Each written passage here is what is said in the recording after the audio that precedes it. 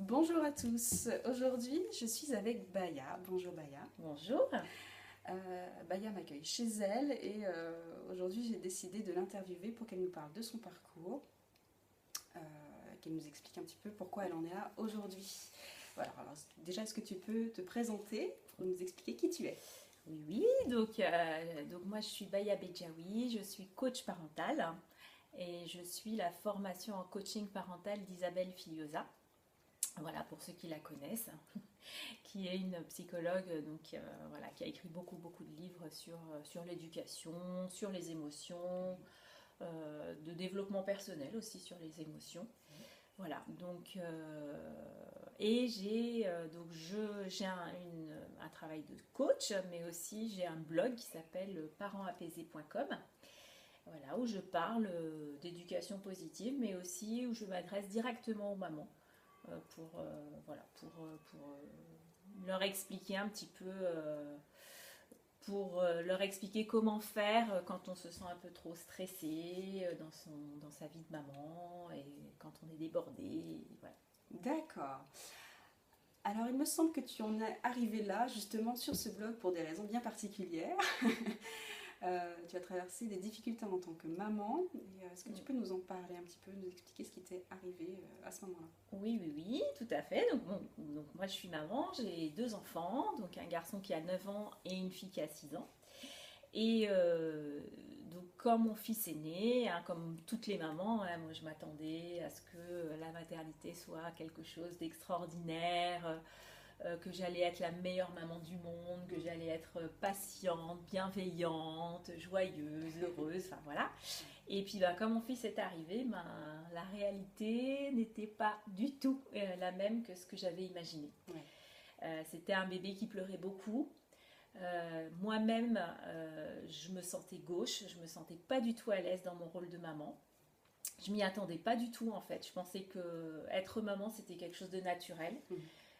que ça s'apprenait pas. Et puis j'ai vraiment été complètement désorientée, déstabilisée par ce petit bébé que je comprenais pas, qui pleurait, j'arrivais pas à savoir pourquoi. Enfin, voilà, donc ça a été très dur pour moi en fait, de me rendre compte que bah, être maman c'est pas inné et je me sentais pas bien dans mon rôle de maman. Ouais, il y a vraiment un décalage entre ce qu'on peut imaginer, entre l'idéal qu'on s'en fait, Mm. ce qu'on a soi-même vécu peut-être, ce qu'on nous a véhiculé quand on était enfant, et Mais puis oui, la c'est réalité ça, de c'est parents. ça, c'est qu'on nous a véhiculé cette image de maman idéale. Ouais, On est des femmes, donc on doit, hein, gérer. voilà, on doit gérer, on doit montrer une image très lisse, très Mm. parfaite de la mère. Et en fait, moi, j'étais complètement en décalage entre ce que je voulais être et ce que j'étais réellement, ce que je voulais montrer aussi. Ouais, Donc ça a été un moment très compliqué pour moi. ouais, Ouais, très compliqué à gérer. ouais. Tu as traversé du coup plusieurs choses, plusieurs émotions, plusieurs. Oui, alors clairement, je pétais des câbles régulièrement. Heureusement que j'avais mon conjoint qui prenait le relais, du coup, qui était beaucoup plus calme et beaucoup plus patient que moi à ce moment-là. Mhm. Et vraiment, je pétais des câbles. Il m'arrivait de partir en criant, en disant que je n'en pouvais plus. Enfin voilà. À cette époque-là, je ne connaissais pas le terme de burn-out parental. Mais voilà, je crois que j'étais vraiment soit très proche du burn-out, soit je suis carrément tombée dedans, je ne sais pas exactement, parce que ça n'a jamais été diagnostiqué. Bon, évidemment, le médecin m'a dit que je faisais une dépression, que j'avais une thyroïde qui était déréglée. Donc bon, après, c'est rentré dans l'ordre, mais c'est vrai que sur le moment, c'est quand même très perturbant. Ouais, il a quand même fallu aller voir le médecin Ah oui, pour, oui, ouais, ouais, parce que oui. physiquement ça n'allait plus, quoi. Physiquement, ça n'allait pas du tout. Je me faisais arrêter 3 semaines. Ensuite, je reprenais le travail, j'étais à nouveau épuisée, je me refaisais arrêter. Enfin, c'était, voilà, ça n'en finissait Ouais. pas. Mm. D'accord, donc effectivement ça ressemble quand même pas mal à un burn-out et t'en as conscience aujourd'hui. Ouais. Euh, qu'est-ce qui s'est passé du coup suite à ça? Quels ont été tes réflexes? Alors, tu as été voir le médecin, Mm. est-ce que tu as eu d'autres réflexes que ça? Est-ce que... Écoute, sur le moment, non. Je me suis contentée de ça. Et en fait, c'est quand mon fils a grandi, donc c'est rentré dans l'ordre. Mhm. Et quand mon fils a eu 2 ans, hein, le fameux terrible tout, comme on dit, euh, il a commencé à faire des crises de colère hyper violentes. Et c'était un enfant qui était très précoce, donc qui a marché tôt, qui a parlé tôt. Et en fait, je ne comprenais pas ses réactions. Il avait des réactions très violentes que j'arrivais pas à comprendre. Et à nouveau, ça m'a à nouveau remis dans ça, dans cette position de maman qui ne comprend pas son enfant. Et à nouveau, voilà, j'ai à nouveau ressenti ce désarroi-là. De me dire, mais qu'est-ce qui se passe? Pourquoi j'arrive pas à comprendre ce qui se passe chez mon enfant? Moi, ça a réveillé aussi des choses à l'intérieur de moi. Ça me... à présent, j'ai l'habitude de dire que les enfants sont souvent des miroirs. Ils nous renvoient des choses que nous, on a vécues et qu'on a enfouies et qui nous font... donc, qui ressortent très très fort. Et donc, je me suis remise à nouveau à péter des plombs, à m'énerver, à pas réussir à contrôler mes réactions.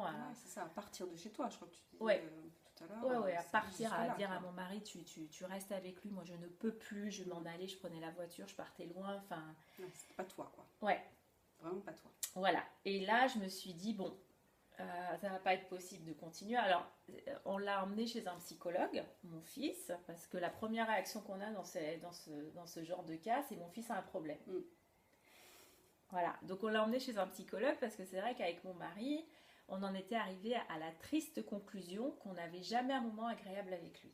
Tous les moments étaient horribles. C'est-à-dire que moi, j'en venais à avoir peur de lui dire non. À chaque fois que je disais, je vais devoir lui dire non, et ça va recommencer. Il va se rouler par terre pendant des heures, il va hurler, et voilà.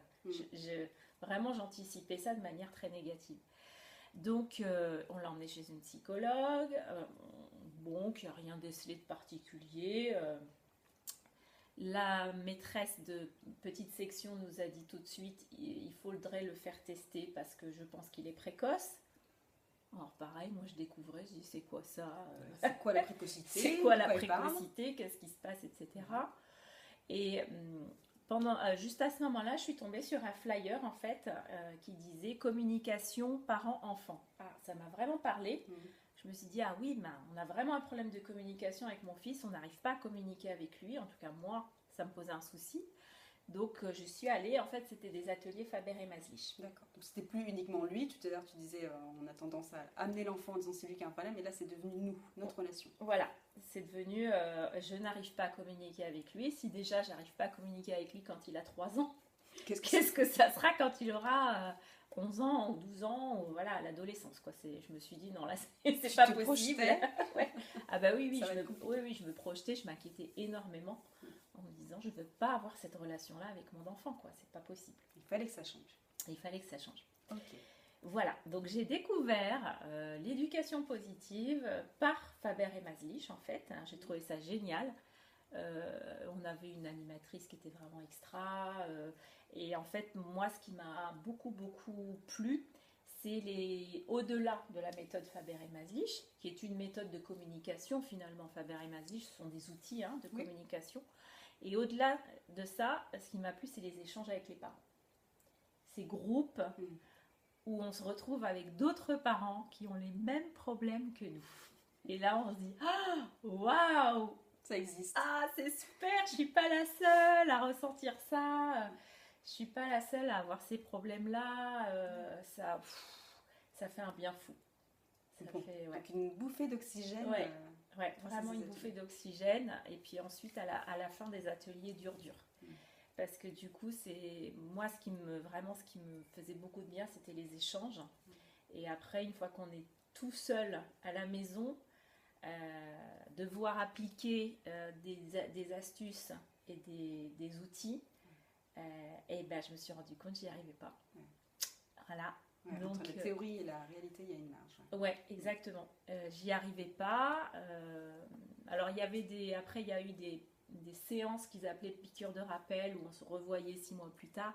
Je me rendais compte que les autres parents avaient les mêmes difficultés en fait.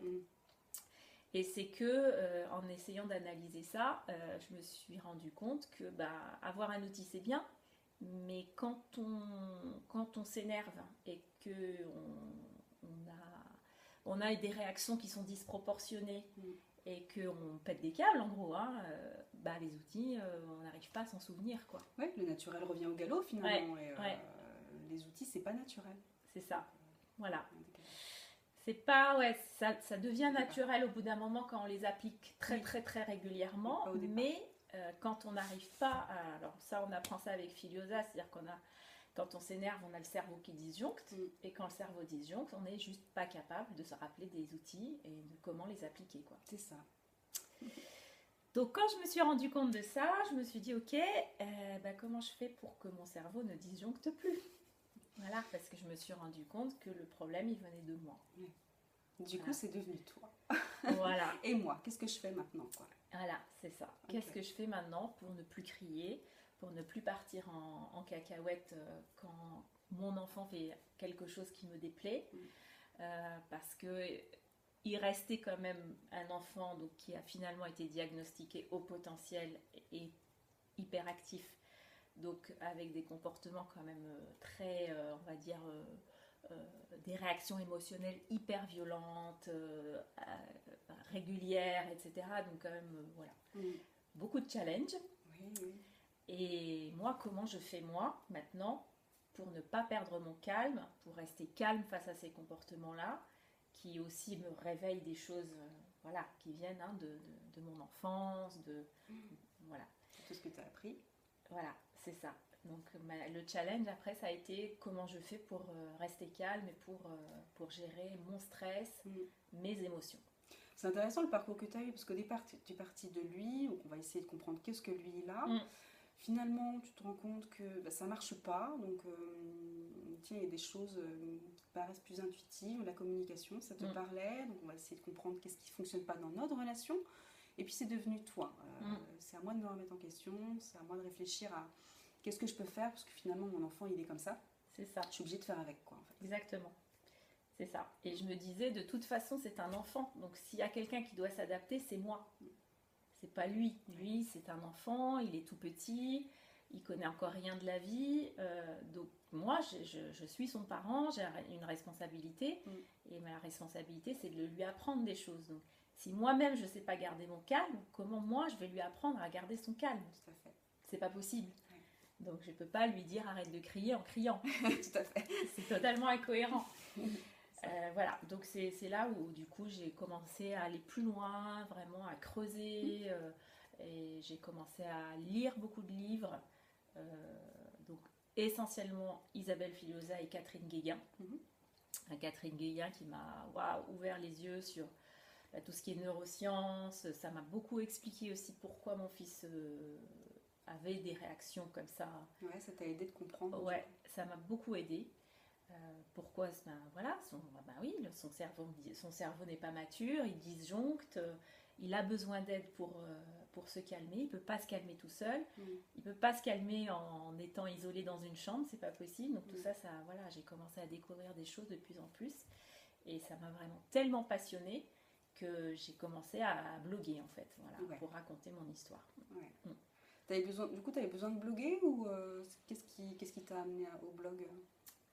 Oui, j'avais vraiment envie de partager en fait, et j'ai été tellement reconnaissante moi par l'expérience de partage que j'ai eue avec d'autres parents que je me suis dit il faut vraiment que les parents arrivent à échanger entre eux, arrivent à voir qu'ils ne sont pas tout seuls, qu'ils ne sont pas seuls devant ces difficultés-là, qu'il y a d'autres parents qui traversent les mêmes difficultés. Et au fur et à mesure que je découvrais des choses, que je mettais des choses en application qui fonctionnaient, ben, j'avais envie de le partager, quoi. C'était vraiment quelque chose qui était très fort chez moi. Intéressant. Tu travaillais du coup à l'époque quand tu as commencé à bloguer? Oui. Alors je travaillais, j'étais chef de projet en informatique. Voilà. Et donc j'avais pas beaucoup de temps pour bloguer. J'avais une matinée, puisque je travaillais à 4/5e, donc j'avais juste une matinée pour le faire. Et au fur et à mesure que je le faisais, je me suis rendu compte que ça suffisait pas en fait. J'avais envie d'en faire plus. J'avais vraiment envie de partager plus de choses, de faire plus de choses dans ce domaine-là. Ouais, j'entends que ça avait plus de sens pour toi en fait ce que tu faisais là. C'est ça, c'est ça. Je me suis rendu compte que mon travail avait perdu son sens en fait à se demander s'il en avait déjà eu. Hein. Je suis un peu tombée dans ce métier par hasard, donc je me suis pas vraiment demandé ce que j'avais envie de faire et tout ça.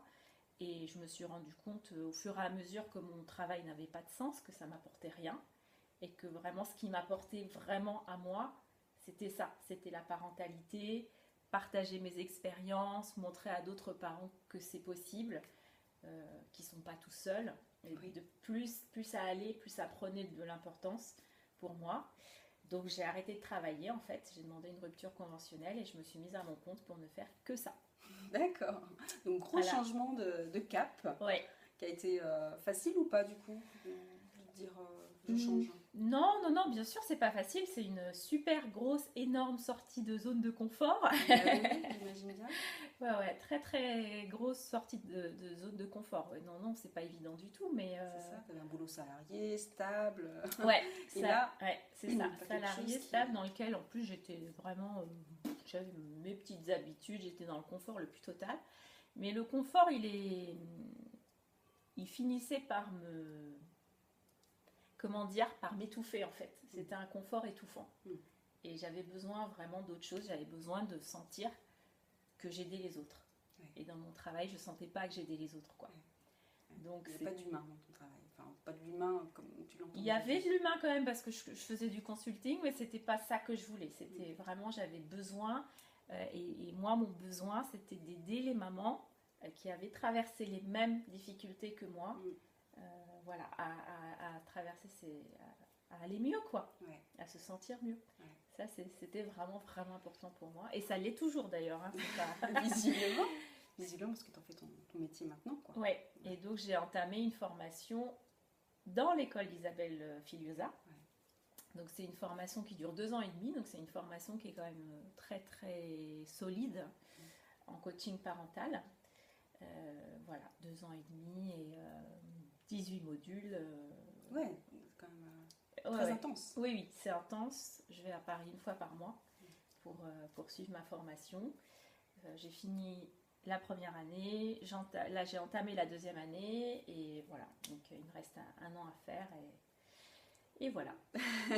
Donc finalement les challenges ne sont pas terminés. Autant tu avais un challenge avec ton fils du coup de changer quelque chose dans la relation que tu avais avec lui et changer quelque chose aussi en toi, hein, dans le rapport que tu avais, en tout cas le regard que tu avais sur la maman que tu étais. Ouais, tout à fait. Et sur la femme que tu étais du coup. Et puis parallèlement à ça, tu changes tout aussi au niveau professionnel. Enfin voilà, j'entends vraiment une transformation, peut-être grâce à la parentalité du coup. Oui, c'est ça. J'ai l'habitude de dire à un moment donné, quand je me sentais pas bien dans mon travail, j'avais l'impression d'être cette petite chrysalide là qui a envie de devenir papillon, mais qui sait pas très bien comment. Et je pense que vraiment, oui, là pour le coup, je dis souvent que c'est mon fils qui m'a obligée, c'est mon meilleur coach. Il m'oblige à sortir de ma zone de confort tout le temps. Parce que régulièrement, en fait, il me challenge. Alors, j'ai une fille aussi, hein, j'en parle moins parce qu'elle a toujours été beaucoup plus calme que son frère. Mais là, à 6 ans... C'est un enfant quand même. Oui, voilà, c'est un enfant. Et comme je le dis souvent, et Isabelle Filiosa le dit souvent aussi, c'est que les enfants, ils passent par des phases et il n'y a pas d'acquis. C'est-à-dire qu'il y a des moments où il y a des choses qui fonctionnent et puis hop, ils passent à une autre phase et puis hop, ça marche plus. Alors à chaque fois, il faut se remettre en cause, quoi.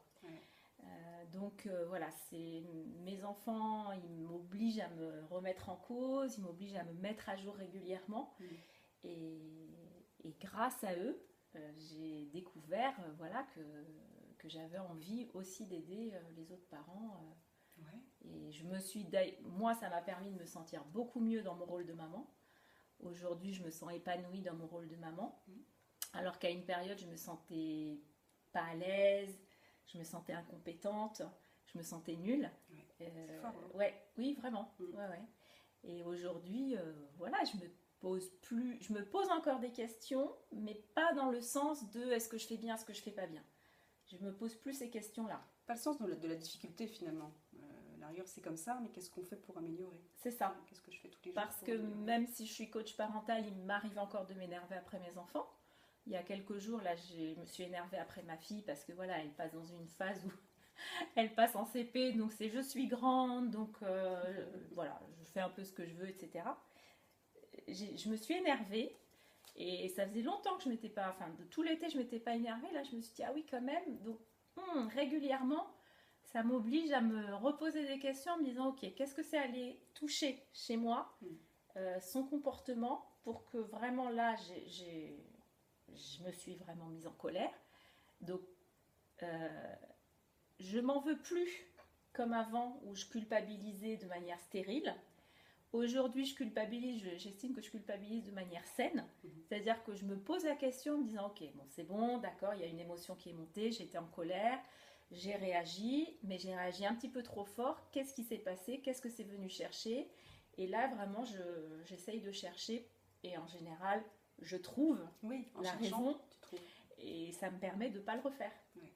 C'est ça la différence effectivement, mais tu l'as bien expliqué, hein, les émotions elles sont toujours là, donc soit on réagit de manière pas forcément saine et on s'en veut et c'est difficile, soit on se remet en question, soit on se pose et on se pose les bonnes questions finalement. C'est ça. Pourquoi j'ai eu une telle réaction à ce moment-là, quoi. C'est ça. C'est pour ça que j'aime pas trop parler de bienveillance, parce que quand on parle de bienveillance, j'ai remarqué que ça mettait beaucoup la pression aux parents. Il faut être bienveillant, il faut être bienveillant, il faut être bienveillant. Ou alors il faut être positif, il faut être positif. J'aime parler de parentalité consciente.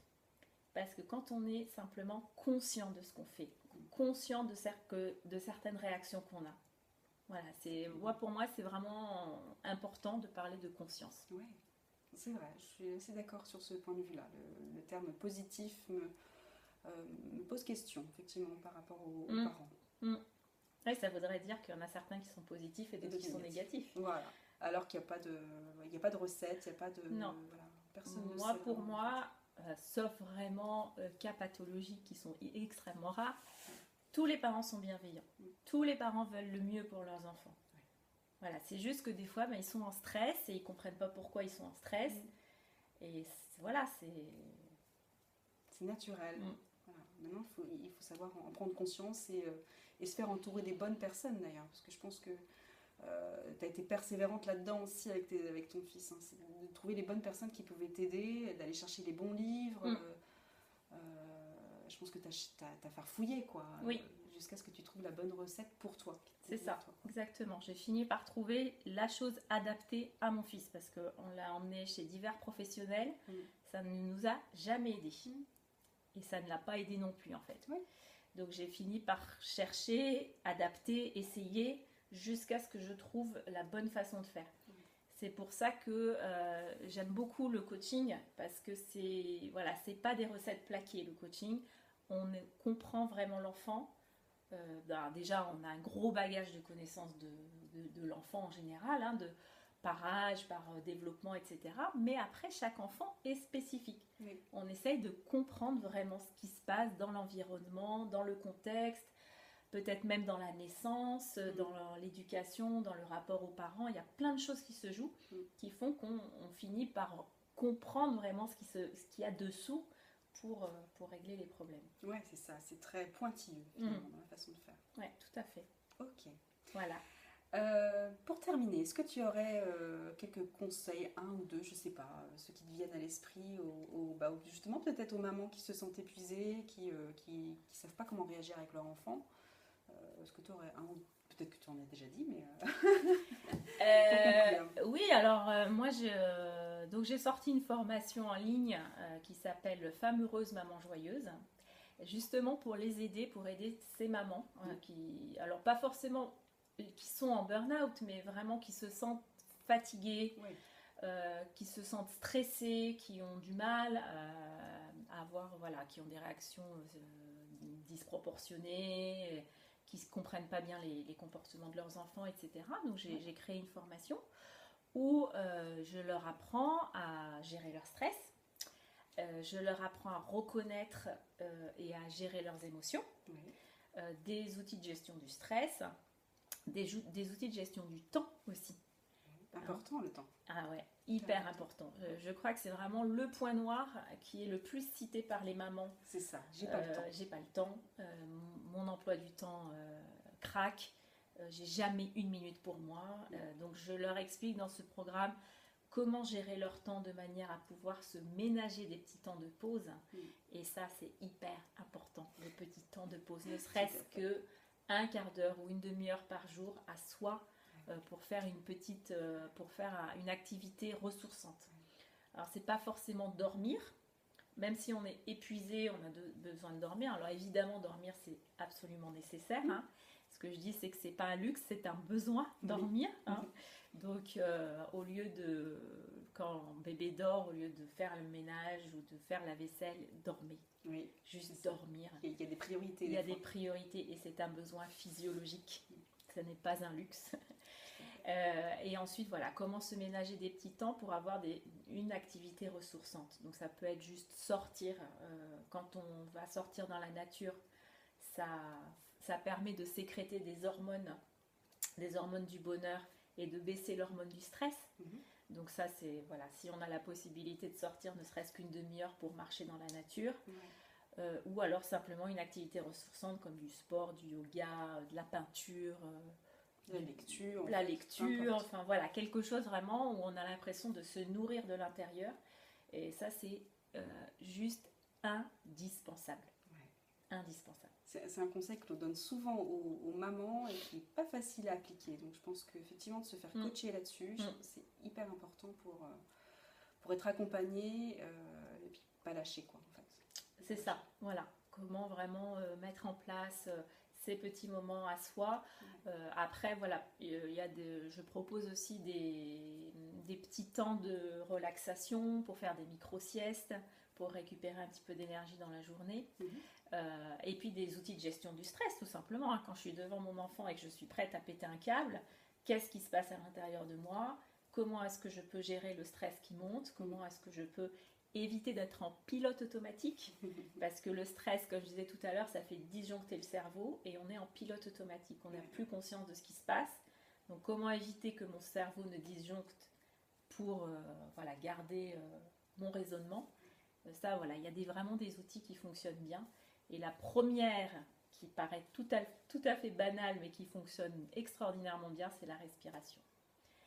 Voilà, respirer, se concentrer sur son souffle, gonfler le ventre et expirer très lentement. D'accord. Voilà, il y a des techniques qui fonctionnent très bien. Ok, bah super. Merci Baria. Merci d'avoir déjà accepté l'interview et puis de partager toute ton expérience et tous tes nouveaux outils du coup, que tu mets en pratique aujourd'hui, même avec ta fille aussi, du coup, je pense que c'est utile aussi pour elle. Ouais, tout à fait. Alors, c'est des outils que moi, j'utilise déjà depuis un certain temps, hein, que vraiment, j'utilise certifié, validé. Et donc, du coup, j'apprends aux mamans pour avoir un quotidien plus serein, plus joyeux. Ok. Voilà. Je mettrai en lien, en commentaire, le lien justement de ton blog et puis...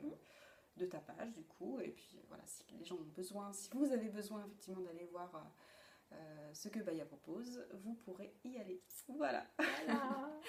Merci à toi. Merci Cathy. À bientôt. À bientôt.